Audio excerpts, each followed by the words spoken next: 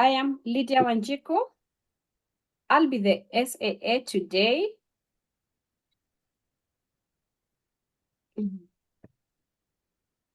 In Leadership Speak, we provide a supportive and positive learning experience in which members are empowered to develop communication and leadership skills, resulting in greater self-confidence and personal growth. Leadership Speak is the premier club for experienced Toastmasters to become better self-directed leaders.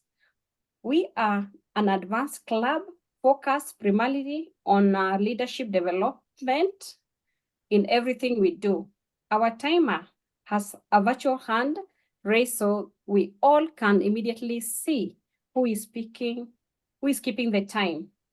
Our Toastmasters of the day, who will lead our meeting today, is Rozy Rana.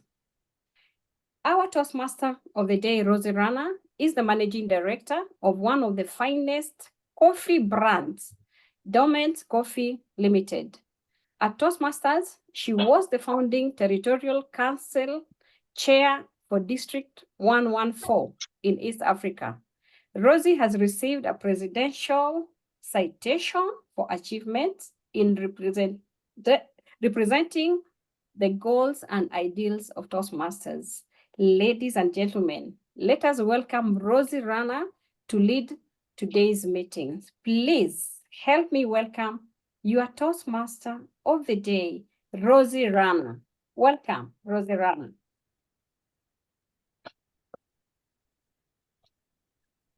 Today, as we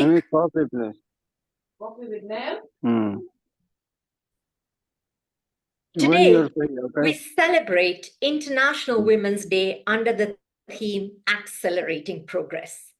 So fellow Toastmasters, as we do that, let us recognize, celebrate, and honor the contributions and achievements of women from Toastmasters.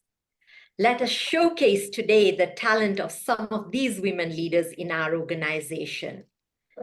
Thank you, Madam SAA. You are one such illustrious woman. Fellow Toastmasters, ladies and gentlemen, inaugurated in the early 1900s, International Women's Day reminds us of the women before us, the women who raised their voices against injustices, demanding better rights, better working conditions, suffrage rights, which are the rights to vote, and equality. They paved the way for our better future. Today, over 100 years later, definitely notable milestones have been registered. But the reality, when we make a critical examination, reveals that inequalities persist. The Global Gender Gap Score in 2023, which covered 146 countries, showed that 68.4% of the gender gap was closed. In other words, 31.6% gender inequality remains. There is no single country that has registered full equality. No doubt some are close, but there is no doubt that none has. So this definitely demands our collective action. The stark reality in the workplace is that for every dollar that a man gets for a job done, a woman gets 80 cents or less for the same job. The reality is that women are significantly underrepresented in some domains, such as the sciences, engineering, and even politics. My take is that no good can come without equality. Economies grow through full participation. I'd like to refer to Jim Collins, the author of Good to Great and now Great by Choice. I want to draw inspiration from his concept of bullets and cannons. Let me explain. Jim says, when you have a good idea, you start by shooting bullets. When you fire those bullets, you're figuring out what strategy will work, what won't work. You're calibrating your line of sight. But once you have determined and validated the importance of carrying on with that project, then to realize and truly amplify the realization of your goals, you have to fire cannonballs, apologies. So, my dear friends, we have empirical evidence that the participation of women, equality, and the participation in equal proportions is very important. It's an imperative in leadership for a better future. So as we acknowledge the urgency now, let us accelerate progress, because it is time to fire those cannonballs. It is time to shift those conversations from regularly and consistently crying and asking for equality, because it is time that we begin to tap into that untapped talent for the greater good and growth for all. This call demands visionary leaders to build on that existing momentum so that progress can be accelerated. We are extremely fortunate here at Toastmasters that ours is a progressive organization. If you look at our board, you will see that the top 3 current positions, the international president, the international president-elect, and the vice president, are all ladies. So we have 3 in a row coming. That speaks to our organization's progressiveness. Here at Leadership Speak, we have some dynamic, self-directed women leaders. So all these women are inspiring role models for both men and women to learn from. So today, let us watch these women showcase their talent. Let us watch them showcase a global culture that celebrates women's achievements, so that collectively we can rally for accelerated progress to achieve a more equitable and empowered future. To start us off, it is now my great pleasure to invite Hannah Schmidt to deliver a toast. Hannah is a committed Toastmaster. She says she has fast-tracked her progress and achieved huge success in Toastmasters by being what she calls a globetrotter. She makes sure she attends as many online meetings as she can. And today, these have helped her define her visionary communication style. Hannah, over to you. Thank you, Madam Toastmaster.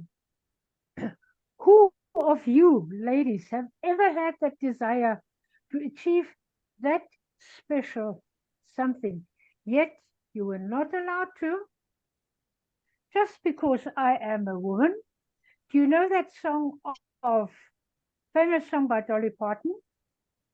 You even dared to change your name from Helen to Homer, disguising your gender.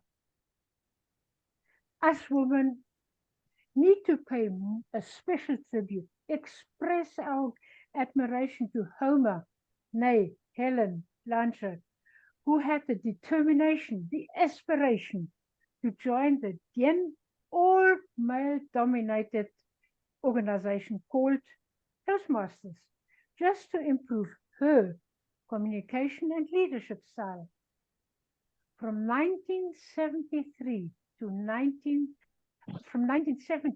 1973, that is for 3 years, she attended Toastmasters as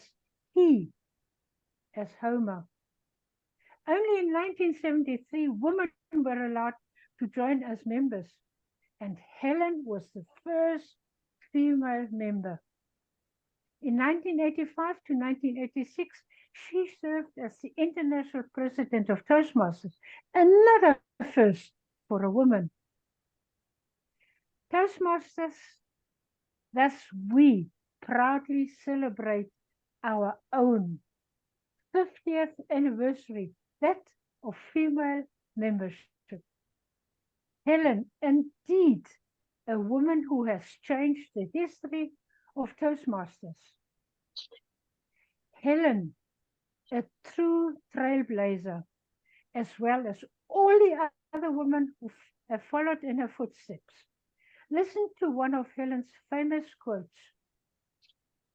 If you get out of Toastmasters all there is to get out of Toastmasters, you'll never get out of Toastmasters. And I repeat, if you get out of Toastmasters all there is to get out of Toastmasters, you'll never get out of Toastmasters. Let us celebrate the illustrious women leaders in the Toastmasters fraternity, starting with Helen, with Pat, with Margaret, with Morak, and of course with Lark, and including those 3 women that are in line for the next 3 presidents who are in this organization, who are accelerating progress. Please charge your glasses, unmute yourself, open your videos. Here's to Helen, the trendsetter. Here's to Helen, the trendsetter. Cheers to Helen, the trendsetter. Cheers to Helen. Helen, the trendsetter. Madam Toastmaster. Thank you very, very much, Hannah, for honoring our first trendsetter, our lady Toastmaster, the one who paved the way, the one who didn't listen to others who said you couldn't or you shouldn't. She just got in, and today we all are here as she paved the way so beautifully for us. It is now my pleasure to invite our timer, Marcella, to give us the timing rules for today's meeting.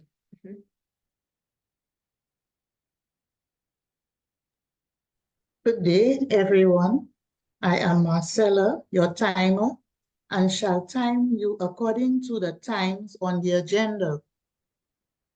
At the end of the meeting session, I shall display my report.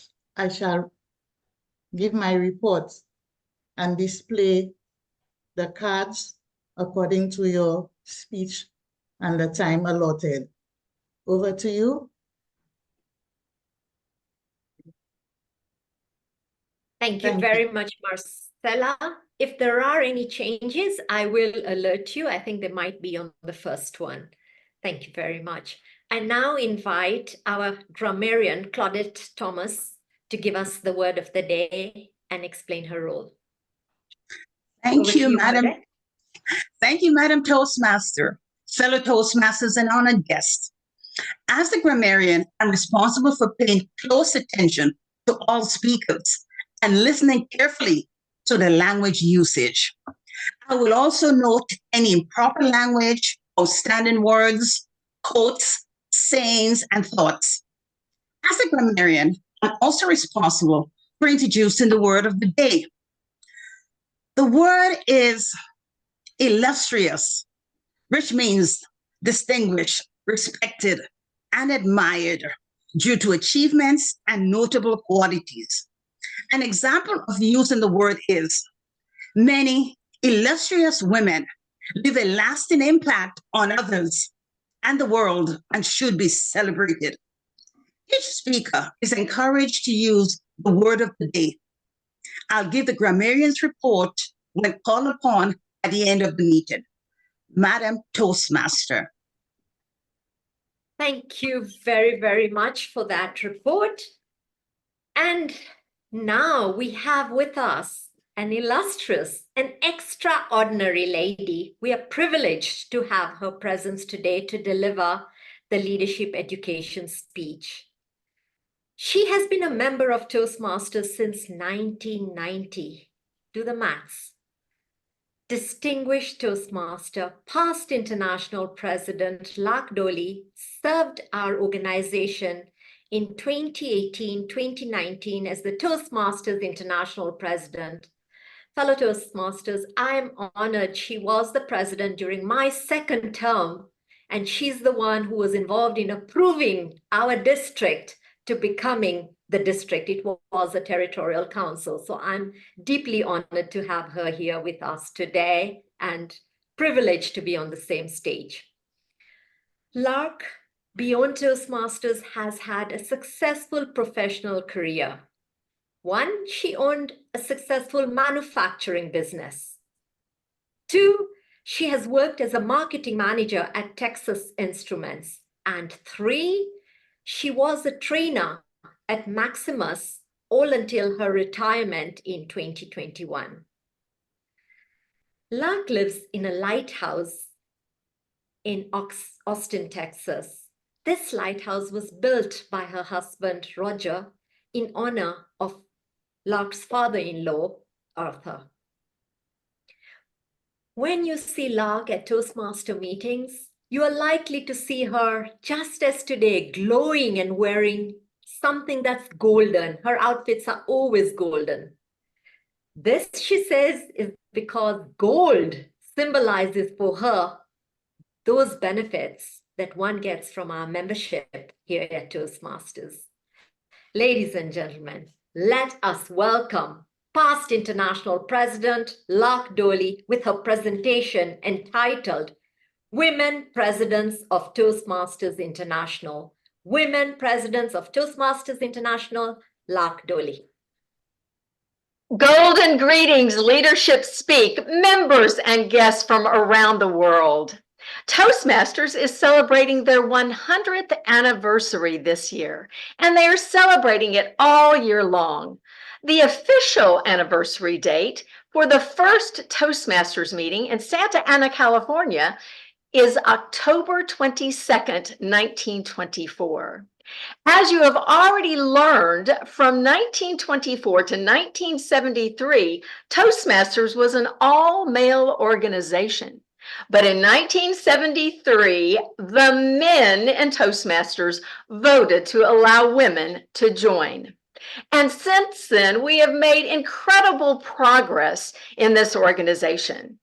As of today, more than 55% of our total membership is women.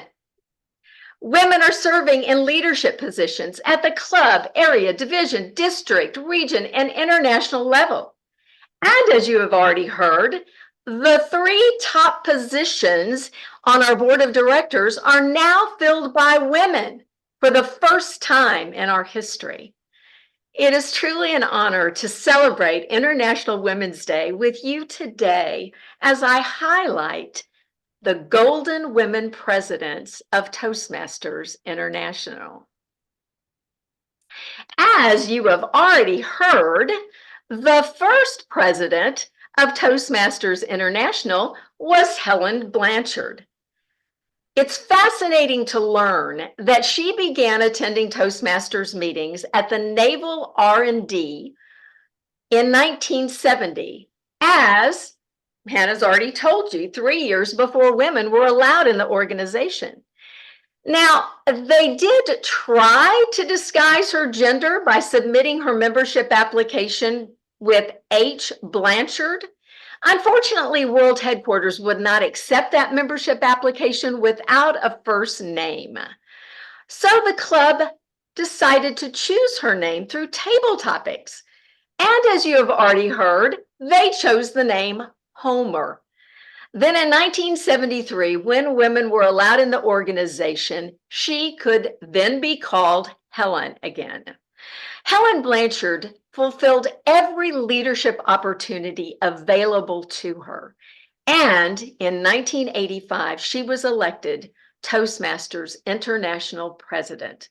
And yes, she has been a trailblazer for our organization, and all of us women have been inspired by her and her journey in this organization.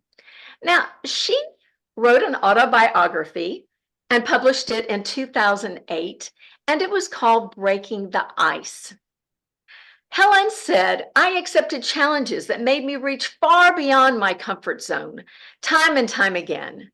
But by going the extra mile and taking the time to prepare for challenges, you will earn the confidence of supervisors and likely land the promotion you've been looking for.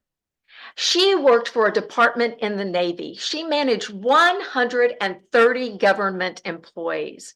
She definitely became a woman of stellar character and accomplishments, both in her personal and her professional lives, and became our first woman president of Toastmasters International. Pauline Shirley joined Toastmasters in 1981, and she is still an active member and mentor of Toastmasters to this very day. Pauline lived on 3 continents. She has corporate experience, municipality experience. She is an international respected leader in our organization and throughout the world. She has spoken on radio and television in Canada, the United States, and Mexico.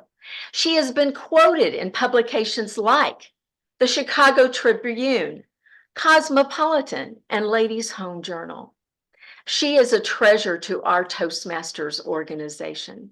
She was elected president in 1994, and she fulfilled another dream in 2021 when she organized the organization Women of Visionary Influence. And that organization mentors women and is still active to this day. Pauline Shirley believes that we have to adapt to change. And as leaders in our organization, we know how we have to adapt to change, and that was dramatically emphasized to us during the pandemic. Pauline Shirley believes that these changes can be all-encompassing and can happen at a rapid pace, but it is essential for us to adjust to these changes in everything we do and strive to make a change for the better. Joanna McWilliams also joined Toastmasters in 1981. And she and Pauline Shirley also have something else in common. They both served as District 25 governors during their time in district leadership. Joanna McWilliams chose the profession of accounting, and she served as a controller. She also joined Price Waterhouse and became a consulting practice manager. And for the last 15 years of her life, she worked for Oracle Corporation as a senior consultant. She implemented financial software applications around the world and was known as a global expert in that field. Unfortunately, we lost Joanna McWilliams in 2008 to breast cancer, but we will always remember her smile, her kind words, her generosity. She was the 2000 to 2001 Toastmasters International president. Joanna McWilliams believed that without teamwork, we cannot succeed.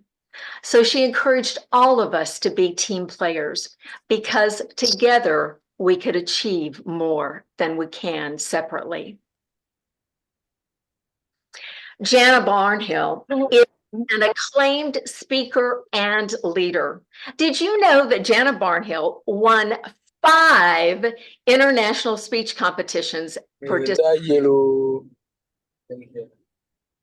Jana also placed 3rd in the World Championship in 1993 and 2nd in the World Championship in 1996. So Jana was known for her speaking abilities before she was known for leadership abilities. And in 1997, she became the 5th woman to achieve the accredited speaker designation. So until 1997, she was known as a speaker. Then she decided to join the leadership ranks of Toastmasters International. And she served at the district level as an international director. She was elected in 2002. I had the privilege to serve with Jana Barnhill on the board of directors. She is one of the most inspiring women I have ever had the privilege to know and work with. we served together as Region 3 International Directors, and this was before Region Advisors existed. So Jana and I supported the districts just as Region Advisors do today. And by the way, I've been told that because of the way we supported districts, the board decided to consider Region Advisors and then implemented the Region Advisor program. I didn't know that until recently, and I'm very honored that Jana and I have been honored in that way. Jana Barnhill became the 2008-2009 Toastmasters International President. Her husband, Robert Barnhill, unfortunately has passed away, but he also was an accredited speaker and a president of our organization. What a powerful couple they made. Jana Barnhill always talked about facing your fears and finding courage. This is such a beautiful quote. I hope you will allow me to read it in its entirety. As women, we are easily overlooked. As a result, it is imperative we be proactive in doing all we can to equip ourselves with the necessary tools to stand up and stand out from those around us. One of the most essential tools is courage. We as women are just as intelligent, just as capable, just as worthy as men to be successful in business. We just have to fight a little harder. In order to do that, we must have the courage and the skill to speak up. Don't let a lack of confidence keep you from your dreams. Jana Barnhill was in a plane crash and was injured in that crash. I always think about her when she talks about courage.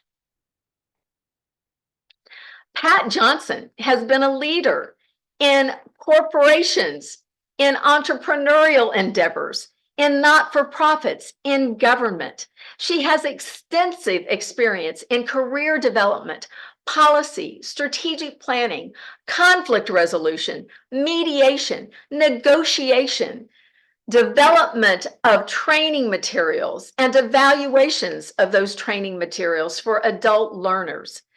Her experience is broad. She joined Toastmasters in 1983. She became our president in 2010. She is a resident of Victoria, British Columbia, Canada, and she became our first female president outside of the United States of America. Pat believes in active listening, and she believes that as leaders, we have to be active listeners in order to be successful. To achieve your own personal brand of greatness and become an effective leader, you must listen using your whole body. In Toastmasters, Pat Johnson is also known for her work to teach us how to be effective in corporations. She believes we need to call them corporate programs instead of corporate clubs. And she has written a book, Building and Sustaining Vibrant Toastmasters Programs in Corporations. And her workshop on doing this is amazing. If you have the opportunity to host her and talk about corporate programs, I hope that you will. I had the privilege to serve as the 2018-2019 Toastmasters International President. My leadership journey was one of starts and stops, and that demonstrates the power of encouraging our future leaders. I would never have become a district leader or an international leader if others had not seen the potential in me and encouraged me to go forth. Please tell women and men you believe have the potential to lead at any level of our organization to do so. Encourage them, support them, tell them you believe in them.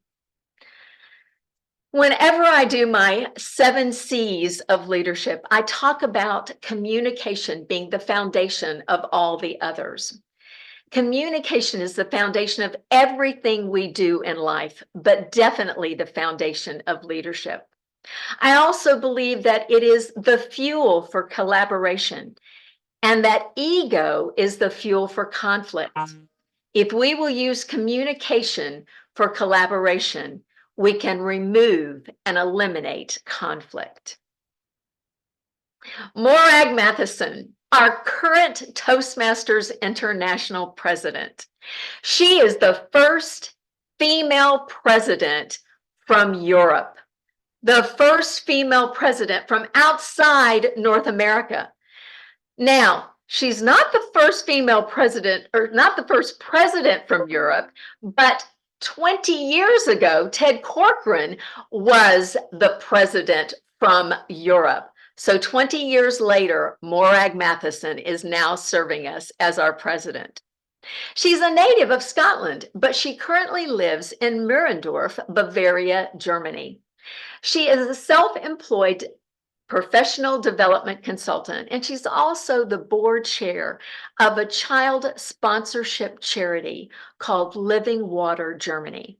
Now, previous to that, she was a general manager and a superintendent pharmacist for this cooperative in Belfast, Ireland, a cooperative of chemists. And she was responsible for the professional and business development of a group of pharmacists in Belfast, Ireland. We are so proud to have her as our 2023-2024 Toastmasters International President as we begin our centennial celebration. She believes in helping people make tomorrow better than today and never closing the circle. I love these two separate quotes from her. We are just people, helping people to make tomorrow better than today. That's what is at the core of leadership. Another favorite phrase, never close the circle. Don't leave anyone out. Make sure everyone feels welcome and included. This is a summary of the phrases from our Golden Women Toastmasters International Presidents. Helen Blanchard, prepare for challenges and commit to excellence. Pauline Shirley, make a change for the better. Joanna McWilliams, be a team player. Jana Barnhill, face your fears and find courage. Pat Johnson, be an active leader. Lark Doley, communication is the foundation for leadership and the fuel for collaboration. And Morag Matheson, helping people make tomorrow better than today and never close the circle. As has already been said, the top 3 positions on our board of directors are now filled by women for the first time in our history. And just to give you some insight to the president for 2024-2025, Roddy Spear is a software engineer for AT&T, and she's been in the telecommunications business for 30 years. She believes that the possibilities are limitless in Toastmasters. With a century of experience, our organization is dedicated to helping individuals become exceptional leaders. And she is one of those illustrious leaders who will serve as president of our organization next year. First Vice President, Aletta Rocha. She's from Cape Town, South Africa. When she serves as president, she will be the first president from Africa. She believes in speaking and leadership skills as the catalyst for opportunity. And as a professional speaker, trainer, and author, she should know. Toastmasters provides the environment that allows you to build self-confidence and self-belief and confidence, which are essential for career development. An investment of time and energy into our program delivers results. Helen Blanchard, the first woman president of Toastmasters International. She broke the glass ceiling for each of us. I am inspired by all of the presidents before me. They led me to my journey. I'm inspired by all the women presidents in our future.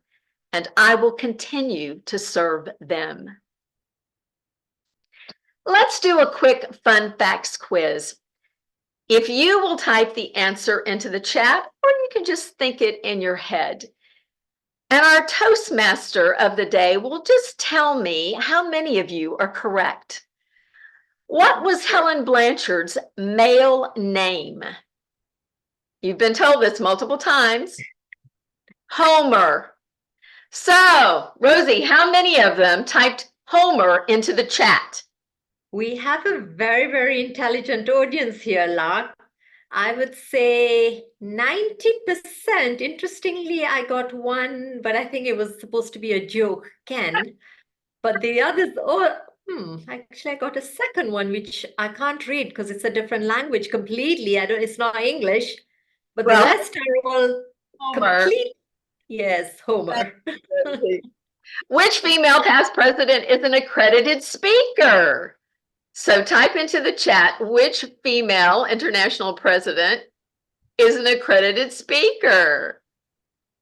Quickly, just first names is fine. All right, Jana Barnhill is the answer. Were they as intelligent on this one? Again, Lark, they are 100% correct here. Very good. Let's go to the next question. Which female past president is our corporate programs expert? Not corporate clubs, corporate programs. We should all get this. The answers are flowing in. I think somebody's playing games. I think he's saying Pauline on purpose, but I can see the answers all coming in, Pat. So 99% there. Very intelligent. Which female past president lives in a lighthouse? We all better get this one. All right, Rosie introduced it. Yes, I have the privilege to live in a lighthouse home. And the last question, which female president is the first from outside North America?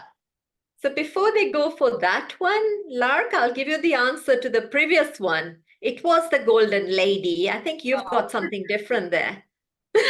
Oh, thank you so much. I love that. Thank you, Rosie. All right, and everyone should have gotten the correct answer for this one. Morag Matheson, our current Toastmasters International President.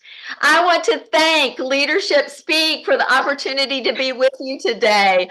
To our Toastmaster and Chatmaster, Rosie, thank you. Brahm, I'm always honored when you invite me.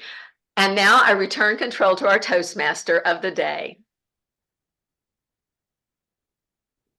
Brilliant. And you're bang on time, Lark. Thank you so much for sharing those beautiful insights on some illustrious, some influential, some inspiring trendsetters of our organization. And we thank you. We truly, sincerely thank you for your dedicated service to us, to our organization over the years. We're delighted to have you. We hope you'll remain with us to the end. Yoko, super. And just in case I don't get the opportunity later, we're here for you every Saturday, same time, same place. You just pop in. We would like to have you whenever you can come. Thank you. Thank you. Brilliant. Since Lark has already led us with an interactive session, we'll move on now. We won't go into the Q&A. But if any of you does have anything that's burning, feel free to put it on the chat. She's with us. She may either reply or we'll see at the end of the meeting whether there's an opportunity. But that was a beautiful session and we feel honored to know all our previous past presidents and what the future holds. The future looks even more exciting. I don't know whether it's politically correct to say this, but you introduced Morag as being the first president outside of North America as a woman. Correct me if I'm wrong, but I imagine Radhi Spear will also be the first president of color when she comes in. A very good point. Radhi has lived so many places and has traveled the world, but yes, she's Born in India, absolutely. And she's at the age of 3, she moved to Nigeria. And then, of course, her adult life she has spent in the United States. But absolutely, when we talk about a female president from India, she will be the first. Brilliant. And then Aletta from Africa, where I live. So it's getting better and better. Fantastic. Thank you very, very much again. Our heartfelt appreciation to you for all you've done for us and continue to do. So moving on now, we shall go on to our speakers. And our first speaker is an illustrious Toastmaster. My gosh, we have so many illustrious women among us. Elena Constantinou is, everyone knows here, she was the winner of Brahms' Ultimate Keynote Challenge.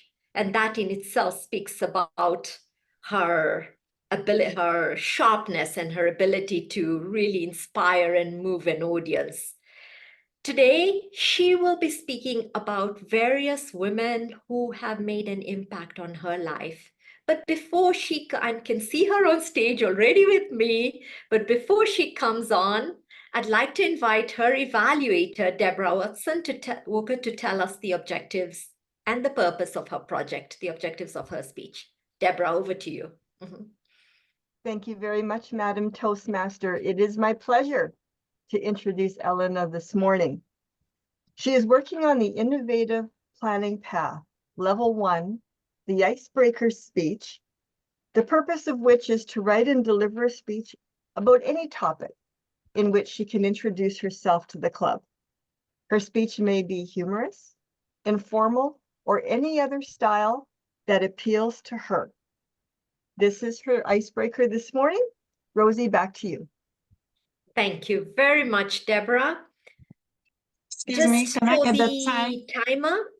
Yes, please. We have exceptionally allowed Elena today to almost double her time. She has 8.5 minutes. That's exceptional. And now, for everyone, Elena is working on her strategic relationships path in delivering this icebreaker. And I repeat, she will be honoring women who have been fairy goddesses to her since her childhood. And the befitting title, therefore, is My Fairy Goddesses. My Fairy Goddesses, Elena.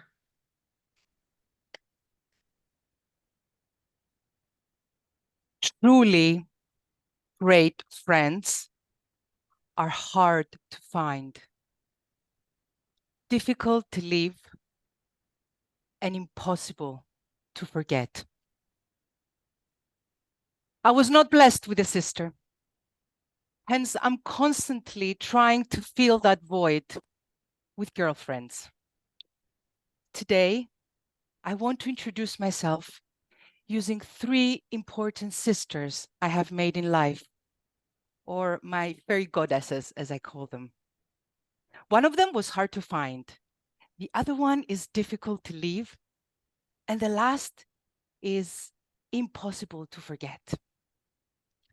Madam Toastmaster, fellow members of Leadership Speak, and honored guests. In 2021, I was second in command in the Cyprus branch of a large European investment firm. However, the global business was deteriorating, and unbeknownst to me, the CEO of the company and the board of directors decided that they had no other option but to shrink the operation in Cyprus. They began a process of silent firing, which included me.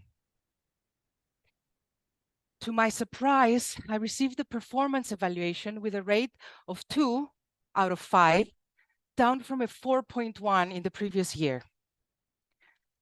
My extended lunch break, which I was previously given in order to be able to pick up my 3 children from school, was taken away. These are some of the tactics management uses, and in that case, they were using all these tactics to force several employees to quit. But you know me, I went to the CEO and asked directly, are you trying to make me quit? And she answered, actually, Elena, you don't fit in. After about a month with tears running down her face, she actually did ask me to quit. And about 2 months later, I had negotiated an exit package. I was out.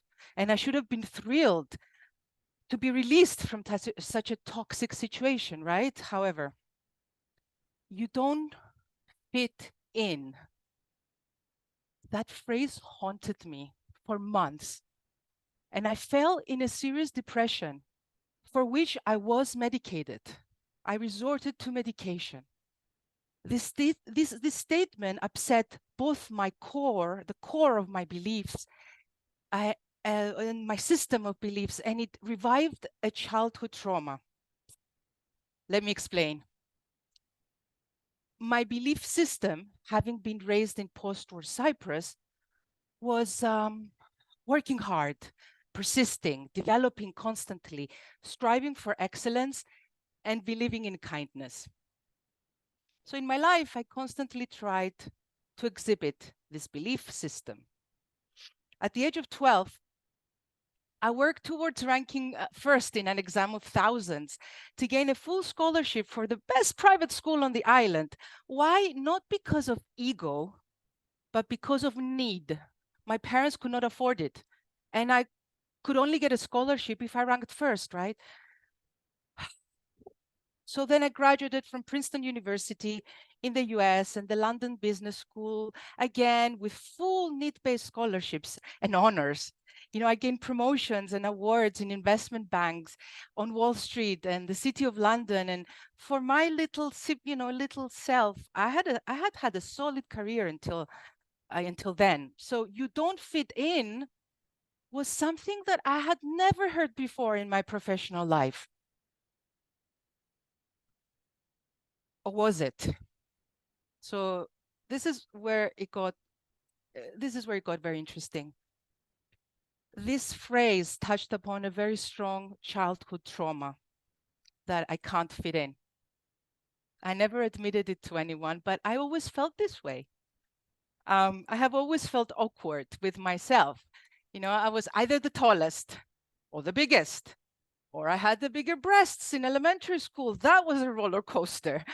Or I had the highest marks, or I stood out because I was asked to be a lead dancer in a show. So note this, I'm very shy in a group of people. I collapse in my own lack of confidence. I become really tiny, very small, because until a few years ago, I actually always thought that I was never good enough. So there was some deep childhood and adulthood trauma there. And it took me a year and some truly good friends, new friends, 3 of them, to pull myself together after this. The first one is Christina, who was hard to find. So Christina is my husband's assistant, and she had not been a crucial part of my life until February 6th, 2022, when we got together and I wrote this, I don't fit in, on a piece of paper. And we then designed a future for me, which I'm actually manifesting 2 years down the road. And I'm no longer a banker. I'm a teacher. I am a university professor. I teach entrepreneurship and negotiations. I'm becoming a business coach. So Christina was my friend who was really hard to find. But once she did help me transform my life. And I've become a better version of myself because of Christina, who I hope is in the audience listening to us. Then there is my friend Elena. She has been the difficult to let go since the first day of meeting her. It was love at first sight. I met Elena in a meeting of an entrepreneurship. In late 22, we were at a school and we started collaborating instantly for junior achievement. We were volunteering. And then we did some successful corporate trainings for an international client, just really out of the blue. And then we realized we could make a living of this. So Elena and I accelerated our progress together in one strong sisterhood. We are now hoping to run a successful pipeline of corporate trainings and make a decent living for ourselves and our families. And who is the friend who is impossible to forget, do you think? That friend was my younger self, the child that wanted to be a teacher, the teenager who wanted to work in education, the young mother who dreamed over and over again of being an educator of some sort. Not the Elena who was, who walked into the banking world because of the need to pay her student loans and maybe a bit ignorant of my true calling. So the friend who's impossible to forget is my inner child, this, maybe if I call her an enlightened Elena, who is passionate about learning. Writing this speech for you, for today, made me feel a huge sense of relief. I really never believed I would be standing on the other side of the line, on that side of the one who left the high-paying corporate career to pursue teaching, to pursue entrepreneurship. I love it. I love it when I get students and when they first meet me, they have this attitude, oh, she was not good enough in anything, so she's teaching. After a few of my classes, they know why I'm teaching and why I do it so well. Because I insist that they become the better version of themselves, that they transform into their most illustrious selves, which they do. They do. I help them do it. And it is my true calling. And this is why I don't fit in. My goddesses don't fit in. None of us fit in until we finally fit in. Madam Toastmaster. Thank you very much for that moving speech, and I wish you huge success in your training career. And I have no doubt that you're going to make a lot of impact, huge impact on those that participate in your trainings. Our second speaker today is Dr. Aswathy Rajan, an inspiring educator. She is educator.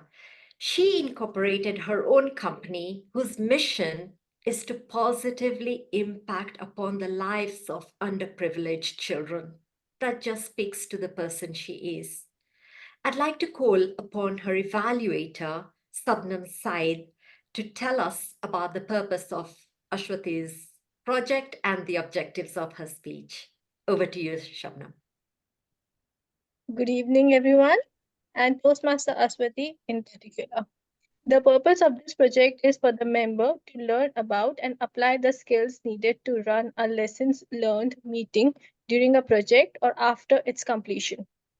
The purpose of this speech is for the member to share some aspects of his or her leadership experience and the impact of a lessons learned meeting. Toastmaster Aswathy wanted me to concentrate on her body language and vocal variety. All the best, and over to you. Thank you very much. So Dr. Aswathy Rajan is also working on the strategic leadership path. She's in level 5, speech 3, and true to what she feels she's learning and getting to, which is transformative leadership, this presentation today is a path to transformative leadership. A path to transformative leadership, Aswathy Rajan. Inclusion. It's a powerful concept that transcends mere acceptance. It embodies the idea that everyone, regardless of their background, abilities, or differences should be an integral part of our shared spaces. It's about creating environments where every voice is heard, every perspective is valued, and every individual feels a sense of belonging. It's a commitment to fostering empathy, understanding, and equity. Whether in education, workplaces, or society at large, embracing inclusion enriches our collective tapestry and propels us toward a more compassionate and harmonious world. Fellow Toastmasters and dear guests, today I'm here to share my journey that led me to a path to transformative leadership when I embraced inclusion. Year 2019, I was the principal of school.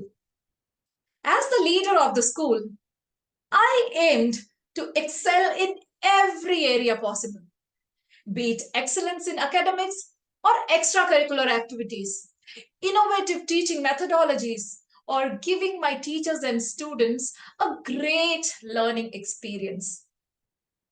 But the biggest challenge for me was the concept of inclusive education. The dean of my school, who is also my mentor, admitted 15 special children in our school, some with autism, cerebral palsy, ADHD, dyslexia, who have special needs and who require continuous assistance for their disabilities that may be medical, mental, or psychological. As a leader, creating an inclusive environment in the school was the most difficult thing for me, but my mentor was passionate about it. Seeing the positive impact of her compassion and empathy on those children made me believe that inclusive education is not tolerance, it is unquestioned acceptance. And we decided to come up with a proper plan of action to effectively create an inclusive education system in our school. Of course, the key element was empathy. We discussed with the parents, teachers, and school management and decided to have one shadow teacher for students who needed continuous attention. In most of the cases, they were their mothers who were there with the child during the classes and supported the teachers. During the second half of the school, these students had classes with special educators. And for some students who had special talents like painting, music, crafts, we arranged after school classes too. And this plan did wonders. Slowly, we saw all these students becoming an integral part of their classes. Now, to understand the actual impact of the program and get the feedback from stakeholders, I called up a meeting, a lessons learned meeting. And this time, as an empathetic leader, I decided to actively listen and give space for team members to express their opinions without fear of repercussions. This openness encouraged honest dialogues, diverse perspectives, and informed decision making. Listening to the parents about the positive changes in their lives gave me a sense of fulfillment. The development and beautiful connection with them and made them trust and respect me as a leader. We also received some suggestions that helped me plan a better strategy to help them better. A few of these ideas were admitting some of these students in the National Institute for Open Schooling in India because they cater to specially able students. through their specialized provisions and their assessment in special learning environments and examination procedures. We also decided to have our girl students from underprivileged backgrounds as their scribes during the examinations. And by doing so, we could help them with a small remuneration and also teach them the empathy and compassion. We also heard the concerns of our own teachers who were handling these students, like working overtime and their work pressure. After a constructive discussion, we made a better timetable, recognized the services of these teachers with remuneration, and also appointed a full-time special educator for our school. This lesson learned meeting gave me a different perspective to grow as a leader. Now, I was on the path of transformative leadership. By empathizing with others, I was able to acknowledge their efforts and highlight strengths, and this made the whole process beautiful for all of us. I understood that every child has unique needs. I was able to adapt my leadership approach to accommodate each one of them. Now I could understand their fears, insecurities, and also encourage them, celebrate their small victories, and create a safe environment for everyone, where they felt comfortable sharing their thoughts. And finally, all of them were able to learn along their other classmates. Dear leaders, those lessons learned stayed with me. And today, I am an instructional coach, sharing my learnings with other educators so that I can enable more transformational leaders to make the world a better place. Back to you, Toastmaster of the Day.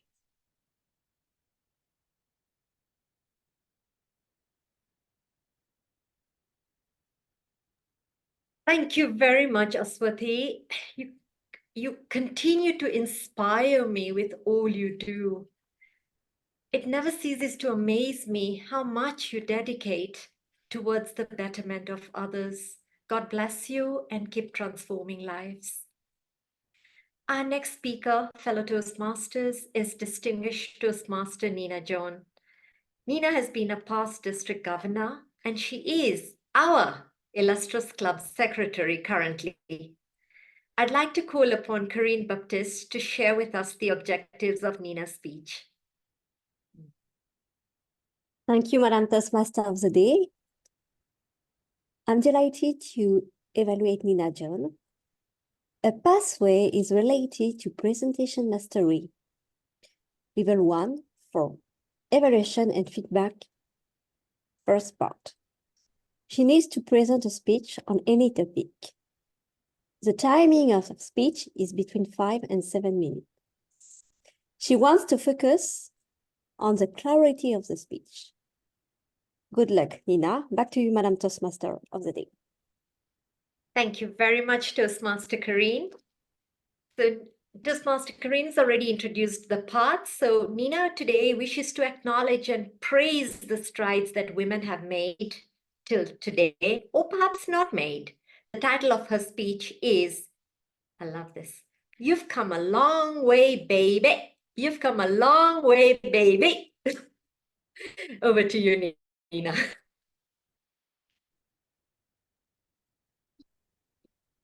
You've come a long way, baby. That was the slogan for a cigarette ad designed especially for women. But it went on to discuss, to become a kind of banner for women's liberation and feminism as a marker. Have we come a long way or have we not? How do we decide that? Toastmaster of the Day, fellow Toastmasters, distinguished guests. When we're talking about all the progress that women have made, I think there are 4 main drivers that we should think about. The first is the family, because it is always the family that is the crucible for our lives. My grandmother, 75 years ago, decided that my mother would become a doctor. This was revolutionary enough by itself, but the fact that she chose her daughter to be a doctor as opposed to her two sons was truly remarkable. And this is important. She was a housewife, building up her husband's career, running a household, fantastically talented, amazingly well known in her social circles, always known as Mrs. Matthews. My mother became a doctor, and as a doctor, she always had an identity of her own. Dr. Mrs. Thomas, well known amongst all her patients, amongst a whole group of people, and again, very, very active socially and elsewhere. What are the other pillars that we're talking about? And also talking about society as a whole. When my mother became a doctor, it was a rare occurrence. But today in India and elsewhere, we find so many women professionals. Maybe as Rozy said, not as many as we would like in the STEM intersection, but still we are making strides. And society has that prism through which it defines us and says, women should do this, women should do that. When we moved from an agrarian to an industrial to a digital society, the way women were viewed became different. Women, we now say, hold up half the sky. Are we paying them the right wages for that? Are we giving them the right opportunities? Are we paying them equal wages? Are we treating them equally? And for this, my third pillar, corporates. We think of corporates as those big, greedy organizations. But the fact of the matter is, it is only through economic viability and a recognition of all these that corporates accord women, that we start recognizing meritorious women. And we say, oh, wow, Rozy, Rana is the chief executive officer of a multi-million-dollar organization. I wish. How wonderful that is. And that acts as a role model for others. And therefore, I say, between the family, the society, and corporates, we have definitely made strides. But, and I think this is important, the individual, the one person who decides, I will not listen to those rules. I will do what I want to do. I will carve my own path. I will be Homer Blanchard. I will do what it takes. Every single individual, a Helen Blanchard, paves the way for a Lark Doley or a Morag Matheson. And Indira Nooyi paves the way for 1 million other women immigrants to become CEOs in USA or elsewhere. We have Elena Nair, who was recruited from India to head the fashion house of Dior. Corporate, worldwide, global recognition.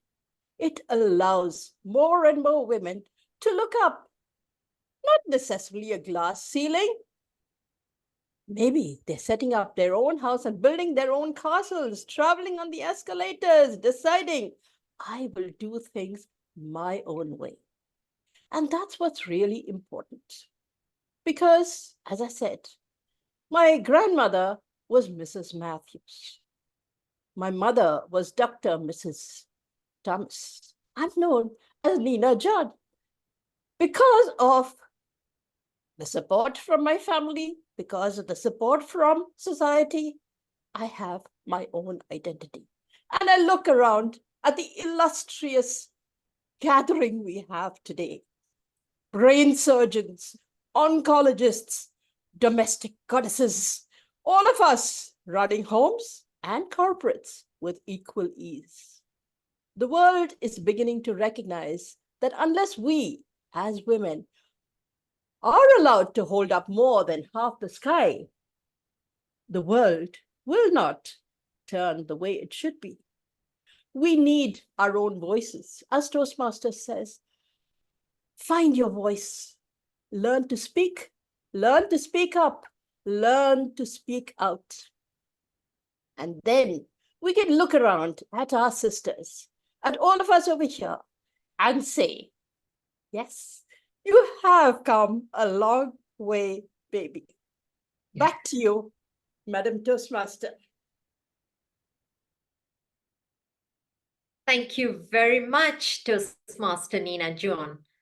In our culture, we have a saying, but directly translated doesn't sound right. It sort of says, I wish you have sugar in your mouth. But I think the English equivalent is, may it be a self-fulfilling prophecy. I look forward to being the CEO of a multi-million corporation over time. Thank you very much.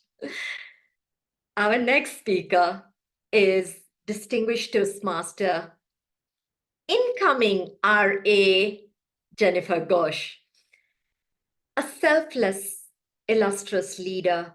They say teaching is a selfless task, and it is. And that's what she does. She teaches English to non-English speaking individuals.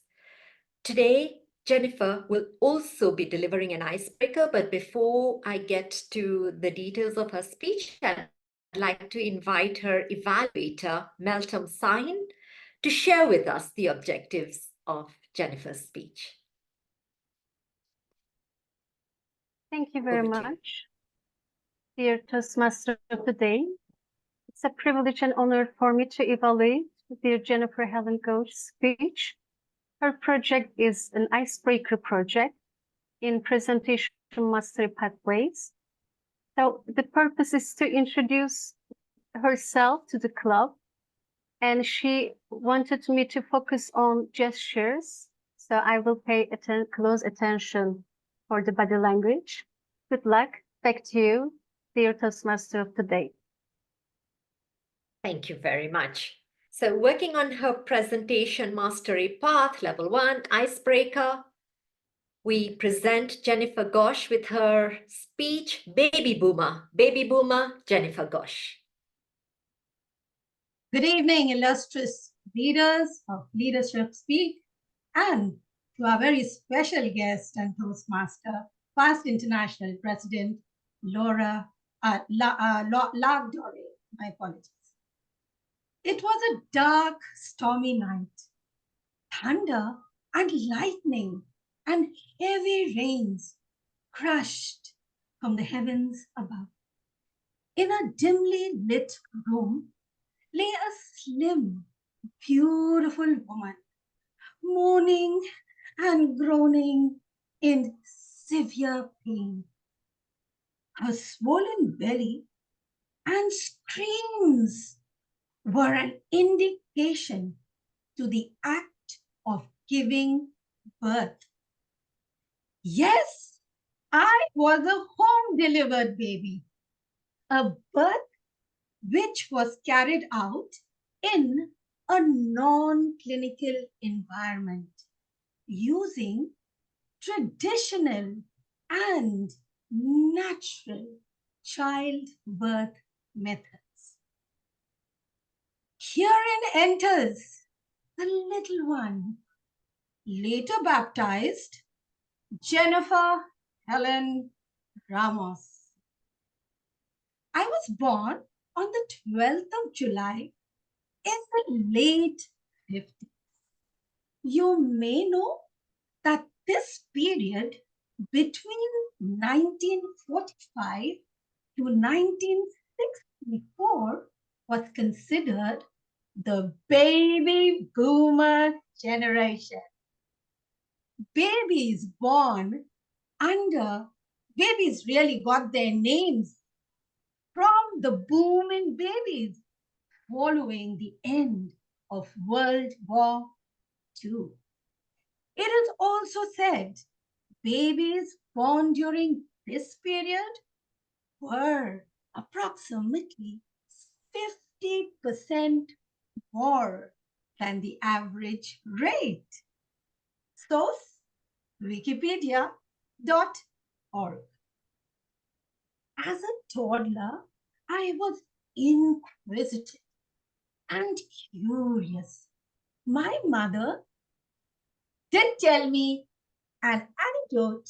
One day, she told me while she and other mothers were sitting in the patio with friends, having a chit-chat session, little Jenny was playing around nearby. I was at the crawling stage at that point in my life. Busy chatting with her friends, my mother happened to glance up, and to her surprise, she spotted me crawling quickly and fast towards a mother hog who was surrounded by tiny little puppies suckling milk. I was just about to suckle from the she-dog when my mother managed to pull me away before I did. I sometimes wonder what would have happened if I had drank from the mother dog. The child within you never dies. It can just become obedient with time. I was an average student with a flair and passion for dance, and watching my passion, my mother decided to get me enrolled with a very, very illustrious guru or teacher. This form of Indian classical dance, which I started learning at the age of 5, was called Kathak. Kathak is a dance form which is derived from the word Katha. In Hindi, Katha is an Indian style of religious storytelling, which largely was based on episodes from epic myths and legends. A very simple dance form of expressional dance, which is known as Kathak today. Passion, I believe, is the key that can unlock the door to endless possibilities and unlimited potential. Hence, hold on to your passion. At the age of 19, I fell head over heels in love with a Hindu guy called Ashish. Ashish means benediction. We tied the knot in the late or the mid 80s, to be exact, it was 84, and we spent 30 long years together till he was finally snatched away from me due to a road accident in Mexico. I lost the love of my life on November of 2014 in Mexico. Funny word, wouldn't you say? Accident? But as said by Will Rogers, don't let yesterday use up too much of your today. I built a career with Tata Consultancy Services, an Indian multinational organization, information and technology plus consulting services. They may have seen something in me because they gave me ample opportunity to grow and shine. I joined them in 91 and retired at a prime age of 2018 when I was 60. Here is where I met and fell in love for the second time with Toastmasters, of course. I joined Toastmasters in 2007. And as you all know, the rest is history, right? Well, I really believe that my life aim a full 360 degrees cycle or circuit.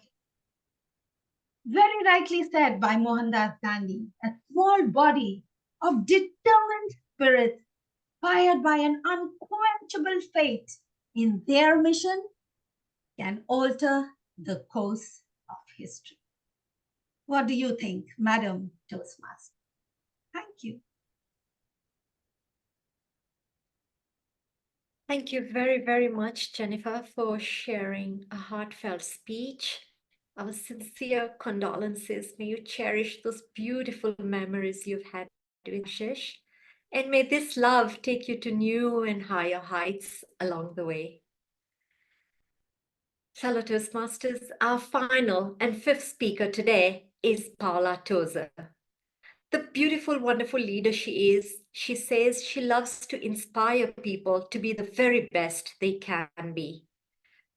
I would like to first invite her evaluator to Ejura Okpanachi to deliver the objectives of Paula's speech. Over to you, Ejura. Thank you very much, Madam Toastmaster of the Day. Good evening from the beautiful city of Abuja, illustrious leaders of Leadership Speak. I'll be evaluating our final speaker for tonight, and she's speaking from the path Leadership Development, Level 3, and she's taking on an elective project. And the purpose of the speech is to present one on a topic with the intent of inspiring the audience. She has asked me to look out for her vocal dynamics and the power of her voice to achieve inspiring the audience. Thank you. Back to you, Madam Toastmaster of the Day. Thank you very much, Ejura. Having introduced the path, I shall let everyone know the title of Paula's speech. That's what true friends do. That's what true friends do, Paula Tozer. Over to you. Adversity shows you to yourself in ways that ease cannot. Fellow Toastmasters and esteemed guests, I have a dear friend who's been through a lot. She grew up alone, a wanderer in the wilderness of smiles, longing for the beauty of deep conversations and connections. And then people around her began to die. Family member after family member, friend after friend, experiences that reached a crescendo in 2010 when her parents suddenly died, tragically. We weren't friends back then. In fact, I barely knew her. But we truly met shortly thereafter, at a time when she was struggling to make sense of who she would be in the aftermath of so much adversity. It was my honor to show up for her in a space where she could feel it and deal with it and eventually heal from it. And as time passed, I learned that we shared a sacred bond that will never be broken. If you've ever accompanied a friend into the depths of their mourning, you get it. It's the hardest thing that you will ever do, but it's also the most important and the most cathartic thing that you can ever do. It's easier to look away and get on with your day, right? We try to be a good friend, but if we were truly honest, we breathe a sigh of relief and when we say goodbye and return to the comfort of our own distractions. Yes, it's easier, but it's not wiser. Wiser advises you to stay and to listen and to learn, but most of all, to love. Through our decade-long friendship, I've stood with her and shared her triumphs as she's found her voice and cheered for her as she stepped out into a new world, as brave and as genuine as she knows how to be. She's a contemplative person. And when she whispers to me about how grateful she is to have such a dear friend, I say, well, That's what true friends do. And that woman, my dear friend, is me. Is there someone that you love so dearly that you'd step in front of a bullet to save without hesitation? Well, here's a deeper question. Do you know how to do this heroic feat for yourself? Through this friendship, I've come to realize many things. And here is my personal trifecta. Creativity can lead you from suffering to freedom. Creativity is your birthright as a human being. You are worthy of this wonder simply by being born. But the tragedy is that most of us have been taught to devalue our creativity. Think of it like this. Without your imagination, you will not be able to imagine any alternative other than the one that is right in front of you. You must be open to possibilities and resolve to question everything, especially the source of the questions. And the source of the questions is you. Now, I've also learned to enjoy the creative process by developing a practice called contemplative writing. It's different from journaling or diary writing because contemplative writing engages the wisest part of you. In this space, no self-bashing is allowed. No thought so sacred that it can't be examined. No idea so sacred that it can't be refined or even relinquished.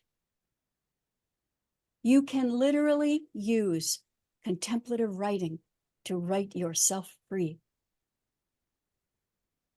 And I've become friends with my constant traveler. I'm grateful to have discovered the part of me that Carl Jung described as the sage. Now, it's also been described as the crone, but that's not a good look. I think of her as my constant traveler. Think of it this way. Everywhere you go, here you are. And are you ready for some wonderful news? You have a constant traveler as well. You can't work hard enough or travel far enough to get away from yourself, right? So it's best if you deeply love the one you're with. Creativity opens the door. Contemplative writing invites you to explore and to connect with a dear friend, a part of you that you may never have met before. Oh yes, adversity can lead you to the most beautiful part of you, if you are willing to follow. Because when you are swept away by a beautiful thought, in those moments, my friends, you are truly beautiful. And here's a secret. Sharing the beautiful stuff allows you to keep feeling it. Please share your beauty with the world. The world needs more beauty. Now, I know it's not always easier, but it is always wiser. And I know that friends of like mind and spirit are waiting to cheer for you, because that, my fellow Toastmasters, is what true friends do. Madam Chair.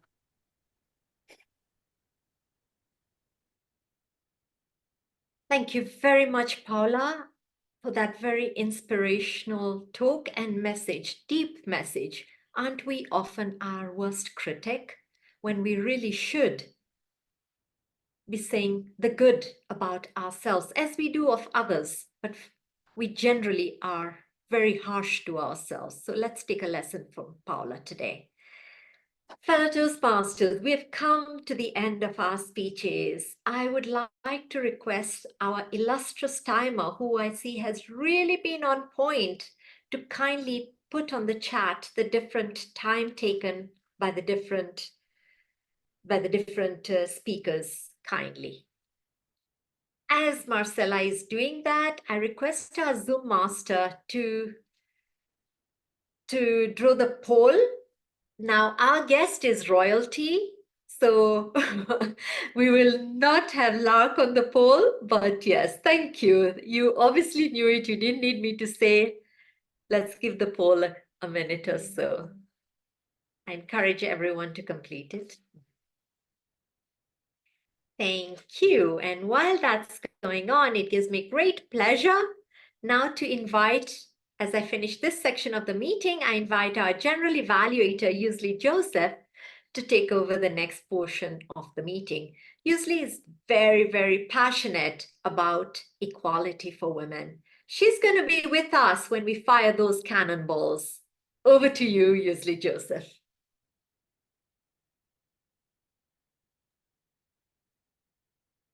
Thank you, Madam Toastmaster of the Day. Greeting, colleague Toastmasters and guests. Here we are in the evaluation session. As we had a wonderful, today I call this meeting an event. Now we will know how well we did during this event.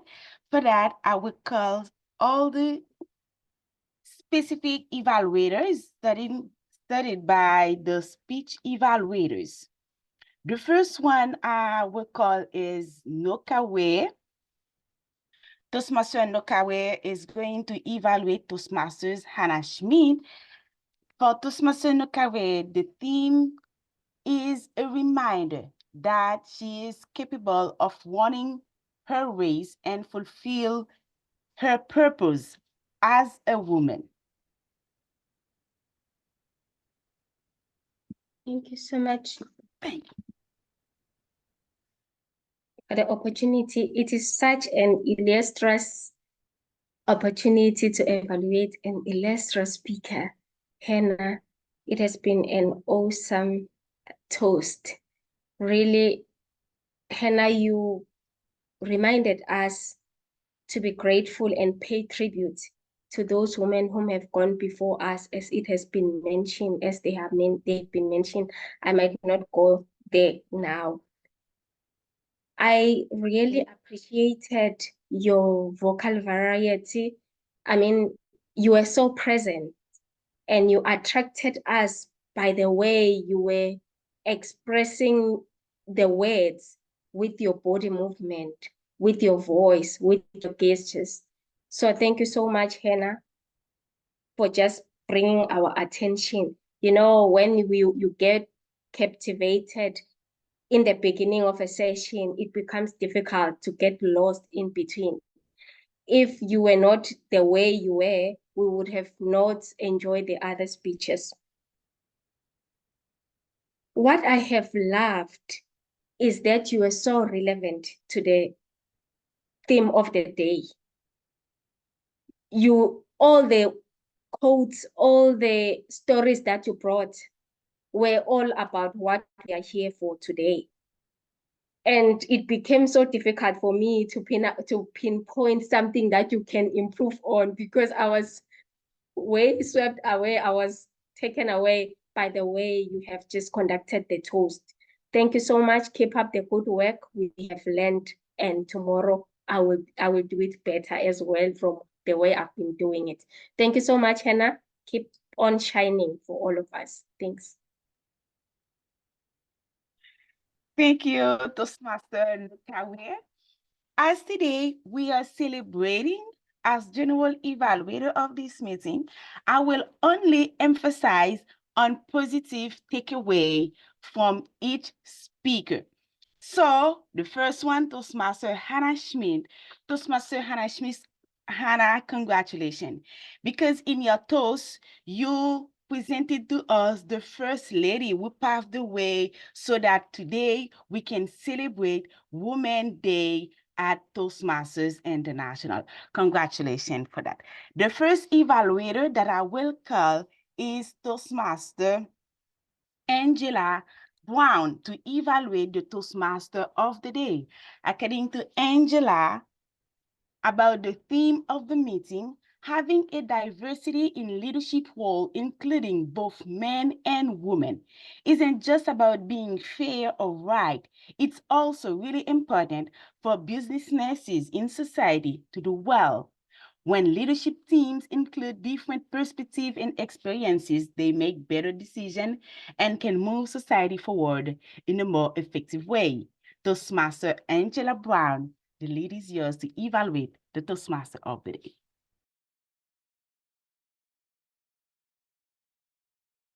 Hi, everyone. Thank you so much, fellow Toastmasters and distinguished guests for joining our meeting today. Especially thank you to Rozy, Rana for doing such an illustrious job as a facilitator today for today's meeting. You had an excellent opening, which was very high attention grabbing. You created the WhatsApp group very early and engaged with every member who posted comments in the chat. You chose an excellent theme today, being the women, while we highlight women in Toastmasters as well as celebrate Women's International Day.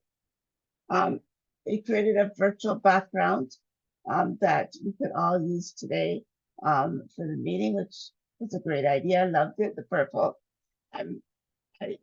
The agenda was 100% completed. I'm so impressed. I'm so impressed by you. You great assistant during Lark's question and answer period, and you showed us that you were very educated about women in Toastmaster history by pointing out some few facts that you may not have known. And you engaged each speaker after they spoke. I only have one tiny little thing to improvement, because I think you are such an illustrious leader and you did such a great job that is very, very hard for me to find something. But during one of the speakers' speech, you were not muted, and you spoke something. It was a whisper, but since you weren't muted, we heard it. So that's my only growth point, is that to make sure that you're muted during the speakers speak, so that if in case you speak, we don't hear it. You have great smile, great enthusiasm. You did an awesome job. I don't think anybody could have done a better job. Thank you, Rozy, Rana. Thank you. Thank you, Toastmaster Brown. Congratulations, Toastmaster Rozy, Rana, for putting us together to celebrate Women's Day here at Leadership Speak, and wonderful job. The next evaluator is Toastmaster Deborah to evaluate Toastmaster Elena. According to Deborah, they are inspiring women from history whose story have touched her. Toastmaster Deborah, the lead is yours for your evaluation. Thank you, Madam General Evaluator. Elena, your speech. You opened with a theme that is universal, that everyone can relate to, and that is feeling like you don't fit in. I don't know if you were aware or not, but the story that you were telling is called constructive dismissal. And it's something that happens sometimes in organizations where they deliberately make the workplace environment so unpleasant for the person that they basically force them out. There's nothing constructive about it, but that's an actual human resources term for what it was that you experienced. And I'm sorry that you went through that. It is something that exists in today and age, and it is not pleasant at all for the person who is on the receiving end of such treatment. Hence, feeling like you don't fit in or you don't belong. And most people have had a circumstance like that in their life at some point or another, whether it was when they were a child, an adolescent, or even into adulthood. So good for you for picking on a theme that's universal and applies to many, many people. Something for you to work on in the future is when you're presenting virtually, the camera is like being under a microscope. Every little thing shows. And it did appear to me, if during your presentation you were actually referring to your notes a bit, just slight movements of the eyes show up on the screen. If that is indeed the case, that's something for you to carry forward and work on spending more time internalizing your speech for the next time. And for one thing, I really would like to challenge you on for your next speech. The entire speech was narrated from beginning to end.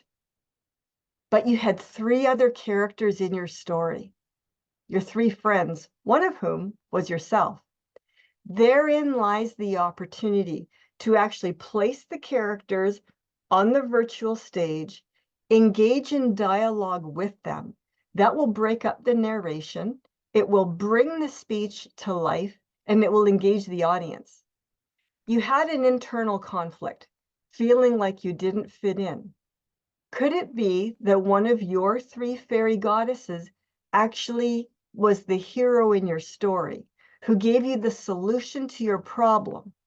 If so, they could deliver that solution to you in dialogue, and then you could carry that forward for the foundational phrase in your speech, call back to your friend at the end, refer to the foundational phrase, and leave that as your carry-out message for the audience. Again, you had a fantastic universal theme. Might need to do a little bit more work on the internalization of it, and then really incorporate the dialogue and placement of the characters on the stage to breathe life into it, and have one of your heroes deliver the solution to your problem, and that becomes a foundational phrase and your closing words for the audience. Well done, Elena. Back to you, Madam Toastmaster, or Madam General Evaluator. Thank you, Toastmaster Deborah. What the positive takeaway that I have from Toastmaster Elena's speech is, first, as we are celebrating Women's Day, the importance of sisterhood, women support other women. This is really important for the progress of women's cause and the importance as well of healing. The next evaluator that I will call is Toastmaster Sabnam Saeed to evaluate the speech presented by Aswathy.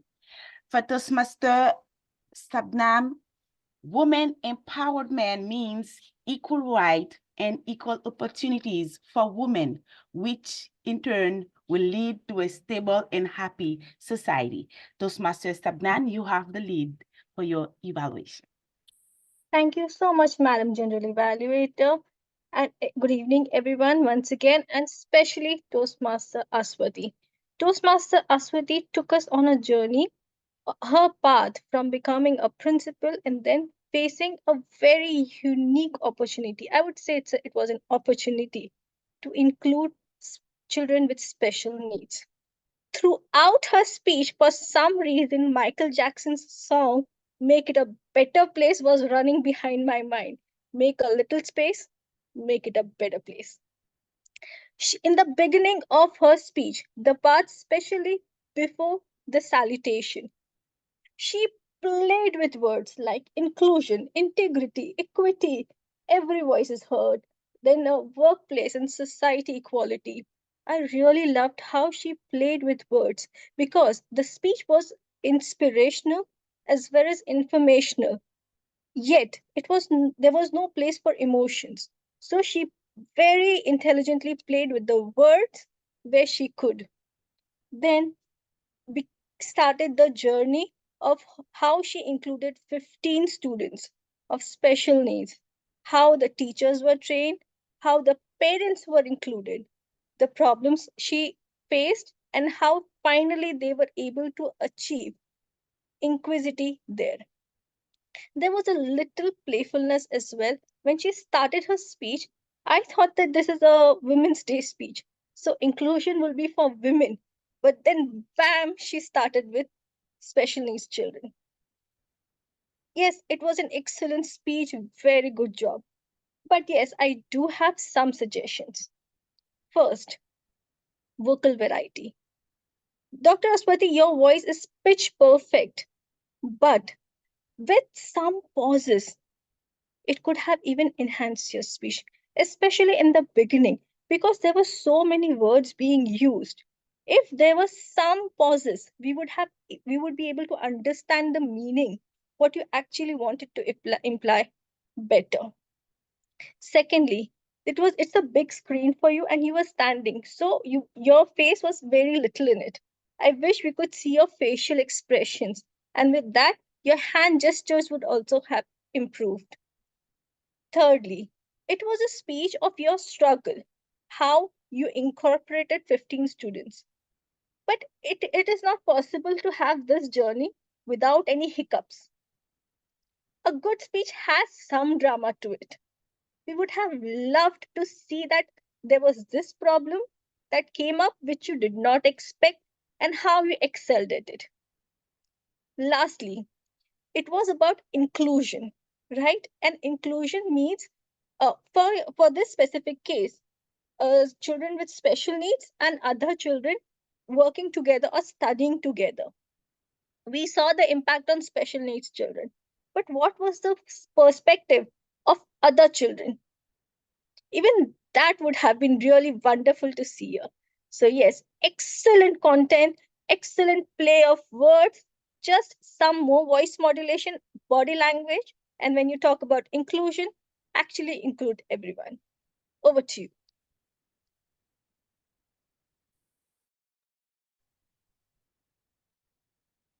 Thank you, Toastmaster Sabnam, for your speech, Toastmaster Aswathy.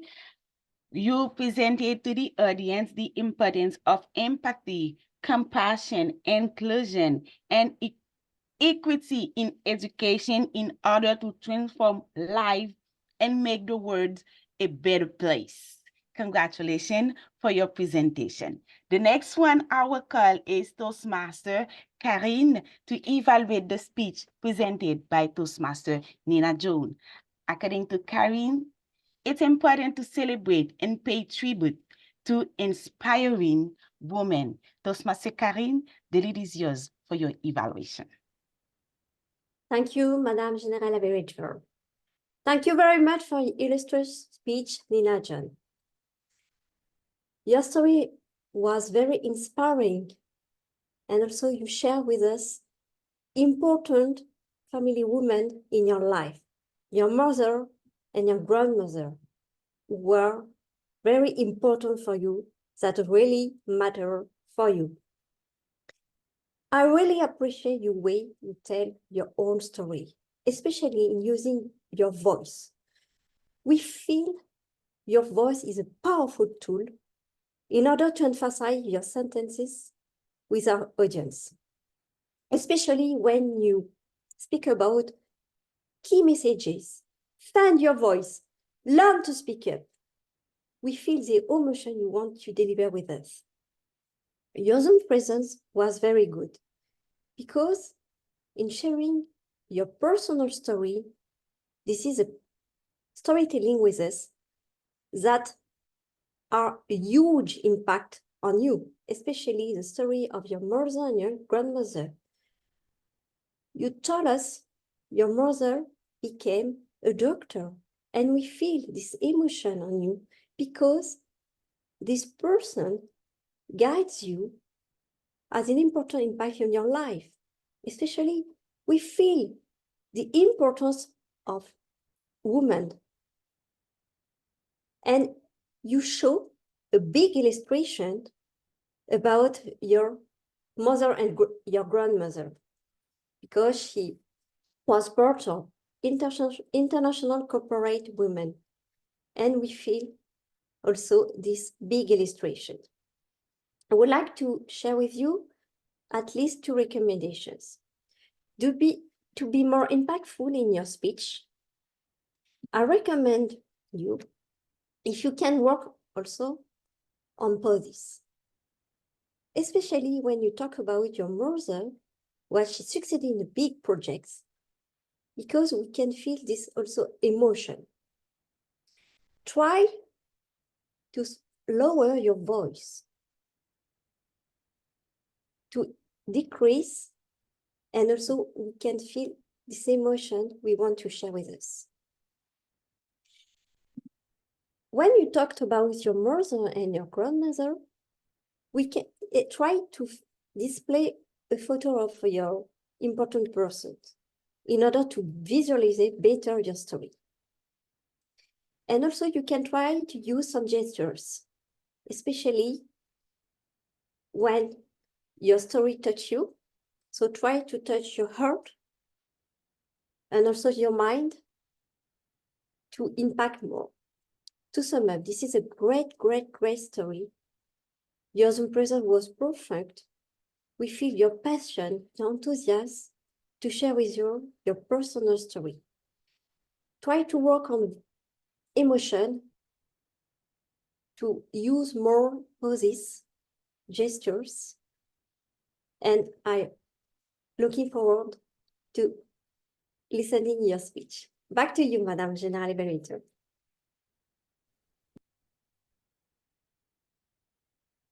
Thank you, Toastmaster Karine Baptiste, Toastmaster Nina Jones. From your speech, you spotlight those kind of women in the background, the housewife, who are working hard by taking some hard decision to change the future of many of us, like your grandmother, who have decided that her daughter will become a doctor. Congratulations for that. The next evaluator that I will call is Toastmaster Melton to evaluate the speech presented by Toastmaster Jennifer. Toastmaster Melton said that she's just grateful to be part of a Toastmaster with such great female. She's inspired and she's ready to learn, grow, and take charge. Toastmaster Melton, the lead is yours. Thank you very much, Madam General Evaluator. First of all, congratulations, dear Jennifer Helen Ghosh. It was a wonderful speech. It attracted my curiosity with the title, Baby Boomer. And I like the story you shared with us, the natural childbirth experience. And it reminds me my parents' birth time. So thanks for sharing your story. I think the clarity was very good. I was easily understanding what she was saying. The vocal variety is great. She's talented about raising the voice and using different vocal varieties. So well done. She wanted me to focus on her gestures. Actually, I didn't find it too much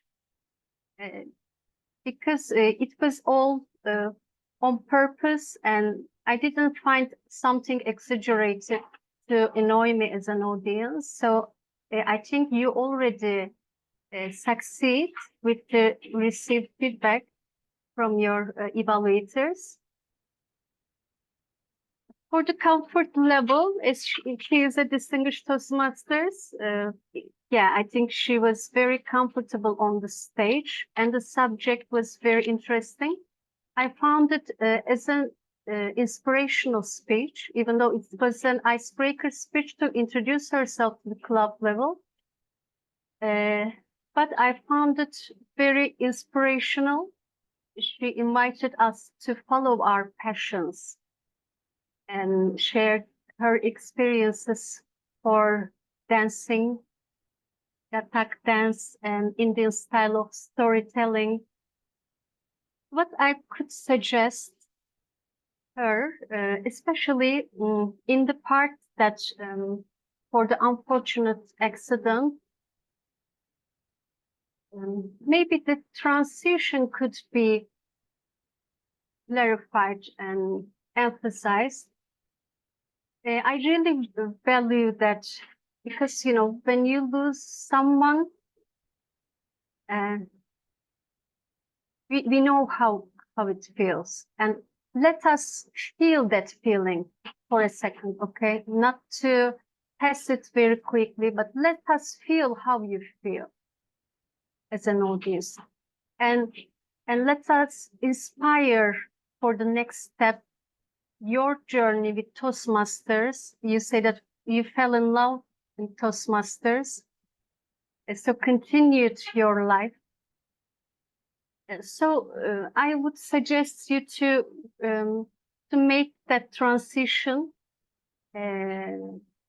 more, you know, structured, and also at the end to call for an action to flourish from your sufferings, or how did you survive? What tools did you use to survive that period? So overall, it was a great speech. It was an honor for me to listen to your speech. Back to you, Madam General Evaluator. Thank you, Toastmaster Melton, for this evaluation. Toastmaster Jennifer, you brought to the audience two important concepts. The first one was passion as the key that can open infinite possibilities. And the second concept is pain, and you encourage the audience to live in the present, look to the future instead of staying in our past. Congratulations for your speech. The last evaluator is Toastmaster Ejura to evaluate the speech presented by Toastmaster Paula. According to Toastmaster Ejura, this theme is an important reminder to grow and develop for impact as uncertainty increased globally. Toastmaster Ejura, the lead is yours. Thank you very much, Madam General Evaluator. And thank you, Toastmaster Paula, for that incredibly inspiring speech. What I loved particularly about it was the structure of your speech. You started with a strong opening, and I loved the quote you started with. You said, adversity shows you to yourself in ways that ease cannot. That was a great way to start the speech. And I literally sat still to just wait to see where this was going. And you began with a very poignant story about loss and grieving and suffering. And you use such beautiful words to paint vivid pictures of the experience of the protagonist of your story. And then you took us on a twist, and it ended up being that you were the protagonist of that story. And that was something I didn't see coming. So thank you for that. It was what your speech did for me. I mean, the hallmark of an inspiring speech is that it takes us through an emotional journey. And that's exactly what you did from the beginning till the very end. It began quite sad, but then your message came through, your message of adversity, surviving through adversity, going through the steps that will get you to the other side. And it was an uplifting emotional experience towards the end of the speech, which was a good telling of how inspiring it was. I loved how you used effective pauses. You were very deliberate about your pauses, knowing when to pause, knowing when to stop. It was incredible. I really enjoyed it. At a point, I had to stop and close my eyes to listen to your voice because you were particular about your vocal variety, and you did that really well. Like I said, it took us through an emotional journey. Your voice, you knew when to take it down a little bit. You knew when to be soft and sad and poignant, and you knew when to be uplifting. At a point, you even touched a little bit, you brought a little bit of humor, just a tiny bit of it. So that was really good with your voice modulation. The body of the speech was such that you gave a trifactor, the steps on how to overcome adversity, creativity, contemplative writing, and sharing your beauty. I would have loved to hear it from a more narrative perspective. I would have loved to hear your story, how you came about those steps. How did you discover those steps? You were your own friend. I would have loved to hear a little bit more. Maybe one sentence for each of those steps would have given us a more, I think you'd have connected more with the audience on how you came about those steps. But your speech was incredibly inspiring. At a point, I had tears in my eyes.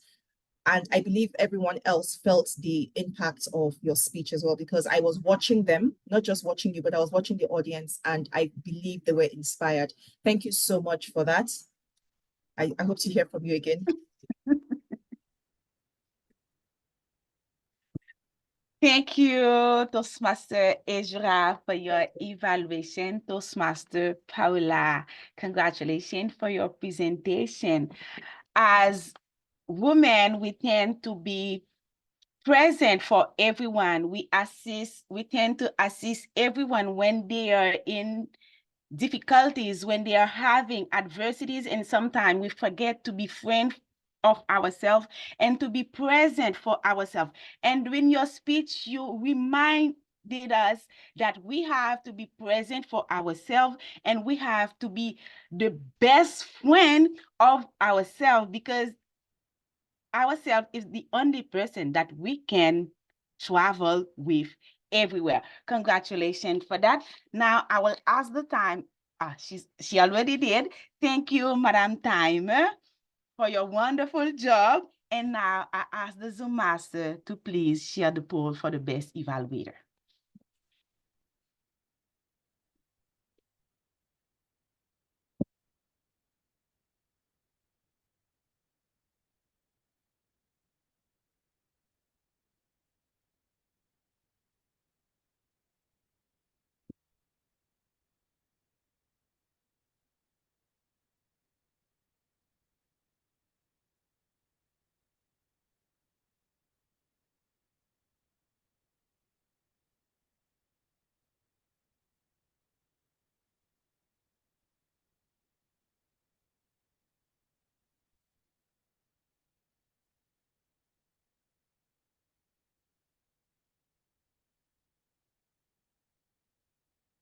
Thank you all for your vote. Now I will call the grammarian of the day to present her report, Toastmaster Claudette Thomas.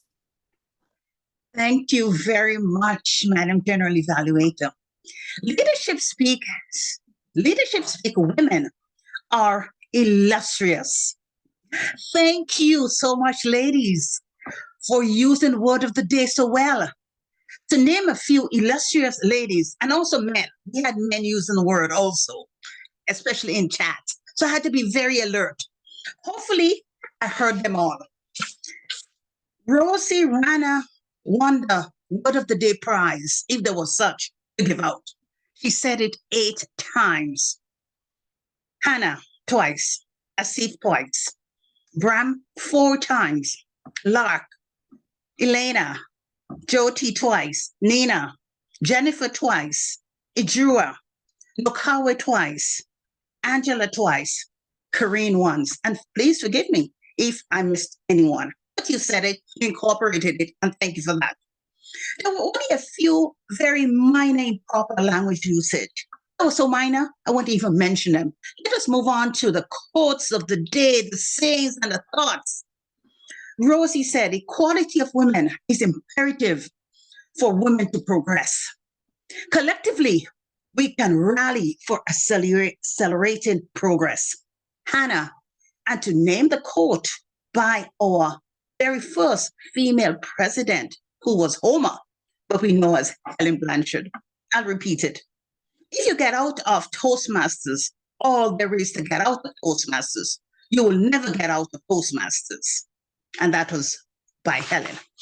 And I have to repeat some of what our golden lady, Lark, told us about our illustrious past female presidents.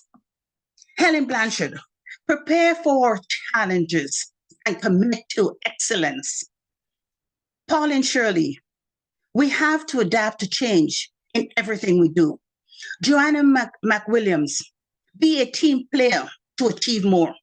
Jana Barnhill, face your fears and find courage. Pat Johnson, be an active listener. And of course, our golden lady herself, Lark Doley. The golden lady said there are 7 C's to leadership. And we'll mention one. Communication is the fuel for collaboration. And our current president, Morag Matheson, helping people make tomorrow better than today. Never close the circle. A few from our speakers, and I'll go through them very quickly. I was busy taking notes. Elena, believe in kindness. True great friends are hard to find, difficult to leave, and impossible to forget. Dr. Aswathy, create an environment where every voice is heard. Inclusive education system, and the key is empathy. Celebrate small victories. Nina, you have come a long way, baby. Women hold up half of the sky. Learn to speak up and speak out. Jennifer said, the child within never dies. Hold on to your passions. Don't let yesterday use up too much of today. Paula, of course, that was mentioned, the trifecta. Creativity, contemplative writing, and sharing your beauty with the world. And she referred to herself as the sage. And one mention from the evaluators, Sabnan, make the world a better place. Excellent use of the word illustrious ladies. We're an illustrious club, illustrious members, men, ladies, and all. Thank you. And back to you, Madam G.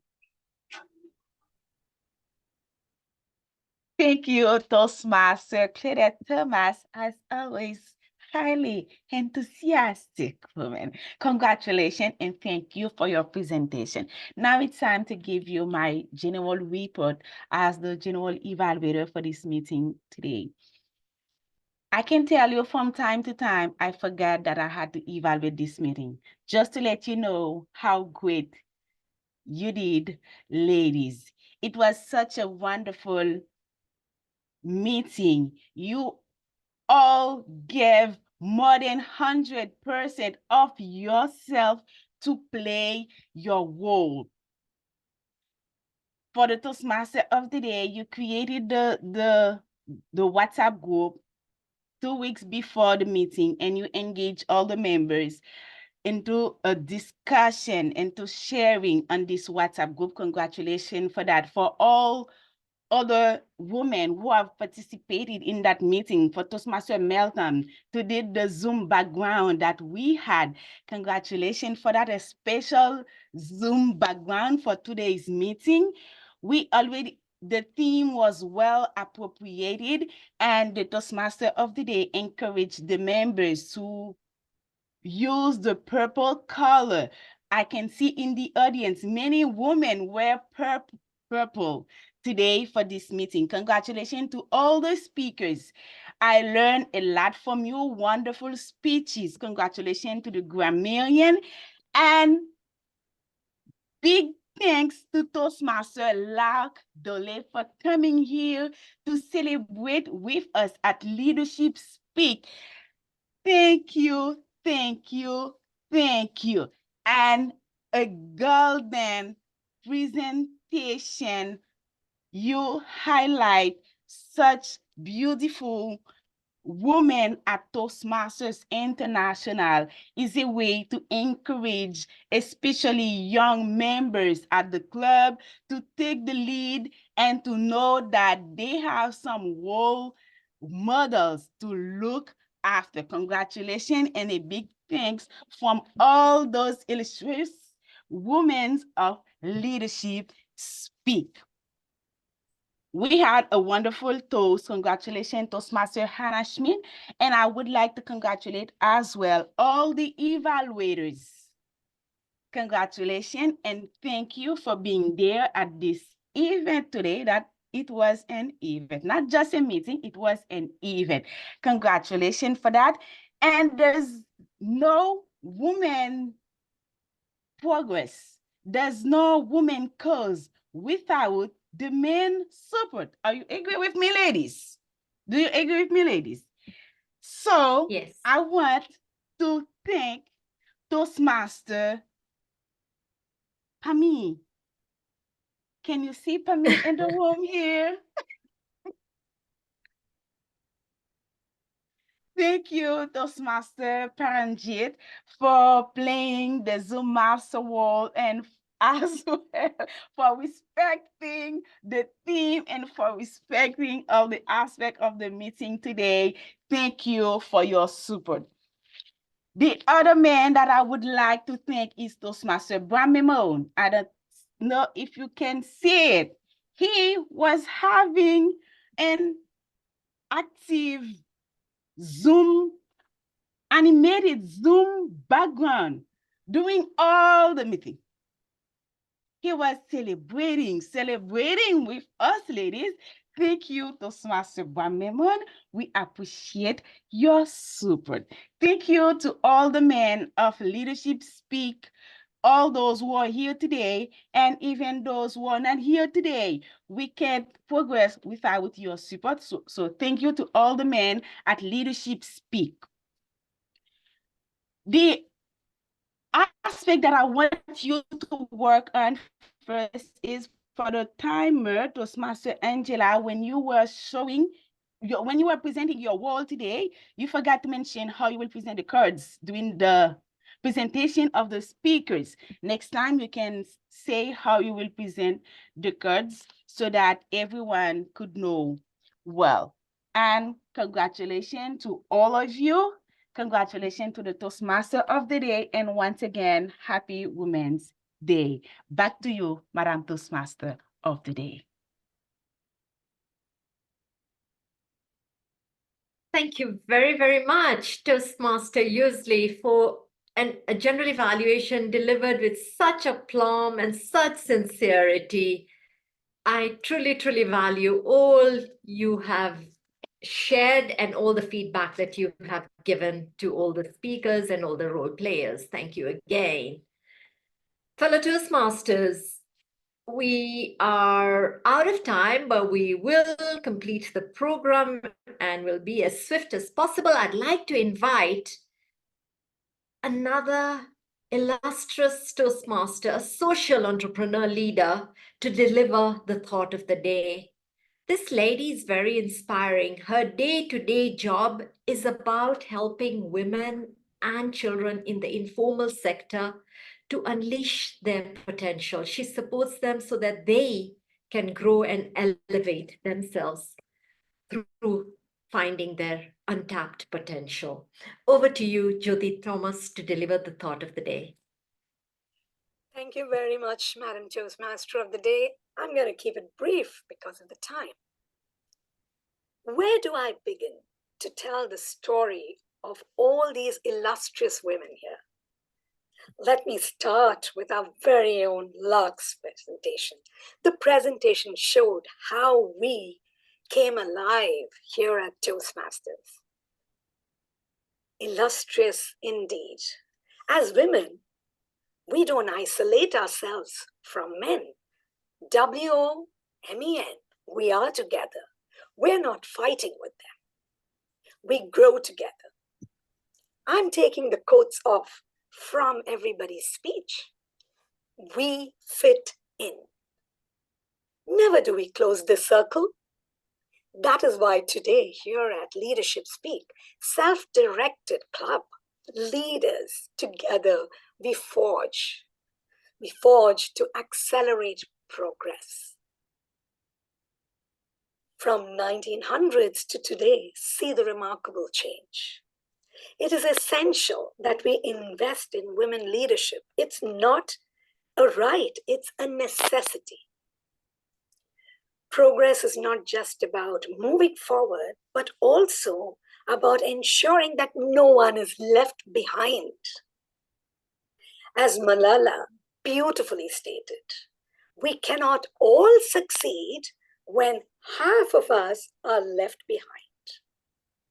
With that, today, on this beautiful day, it's a reminder that we, women with men and all genders, are together. Let's accelerate to progress, leaving no one behind. Over to the lovely Toastmaster of the day. Thank you. Thank you very much, Jyoti, for that beautiful toast, well capturing almost everything that happened and transpired in our meeting today. I'd now like to ask our Zoom master, who has been so supportive, whether we have the results of the poll and whether we can now honor our members with the awards. Thank you, Isapi. Best speaker, Paula Tozer. A round of applause for Paula. Thank you. And best evaluator is Deborah Walker. Deborah, congratulations. Please receive, both of you, your virtual ribbons as well as certificates. Thank you so much. We have two winners for evaluation. Evaluation was a tie. Wonderful. And Ejura Okpanachi. Super. Thank you so much. Ejura, please receive your certificate and virtual ribbon as well. Thank you. So, fellow Toastmasters, it has been a real privilege to serve as your Toastmaster of the day today. As has been said today by a few before me, when we ask for progress or investment in women, it is not, or it does not equate to investment of women at the expense of men. No, it is a commitment to equality. It is a commitment because we know that together both men and women will benefit if we are equal together. As a matter of fact, I think you all know I'm one of those who says, it is a lot of men in my life who have fueled the wind beneath my wings and brought me to where I am. So I'm grateful for many of you. At the same time, it is important. So together, men and women, join me. Let us rally together. Let us fire those cannonballs to achieve accelerated progress so that our future is more equitable and we are all empowered on a grander scale. Thank you. And the meeting is now passed back to the president. Thank you so much.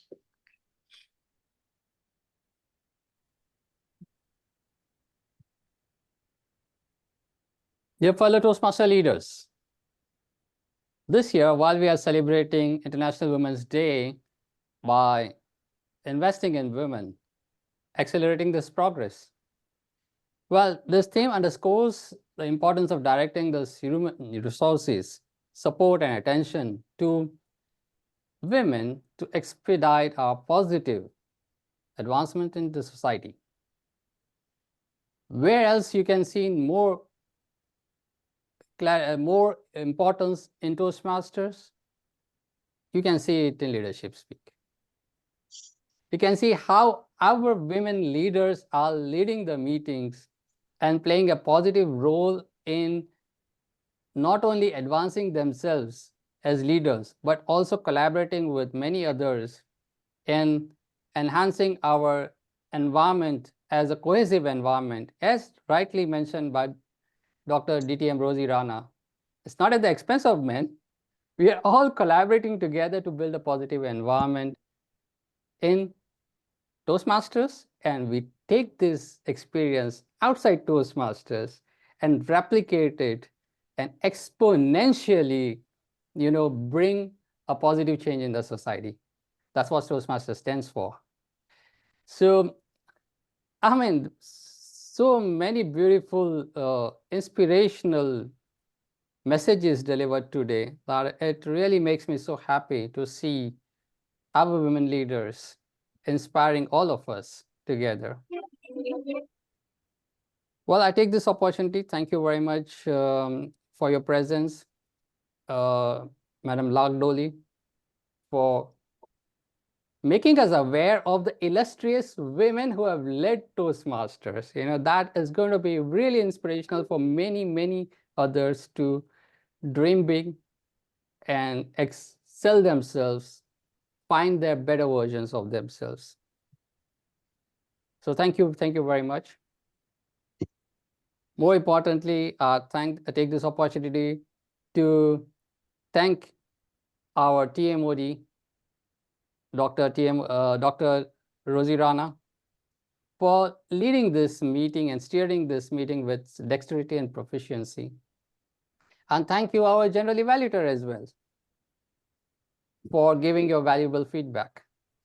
I again take this opportunity to thank all the women leaders who have made themselves, grace this occasion, and I should say, bless this event with your presence. Because without you, we are all incomplete. And especially, I also take the opportunity to thank our men for your presence, for your positive participation in making this Toastmasters and Leadership Speak especially a collaborative approach where we all grow together. So that over a period of years, we don't want to hear this. There is, not much pay parity between men and women, or rather that we want to hear this kind of a news that how everybody is progressing and what all is required without irrespective of male, female. Because many, I think we're going to be competing with the artificial intelligence and robots.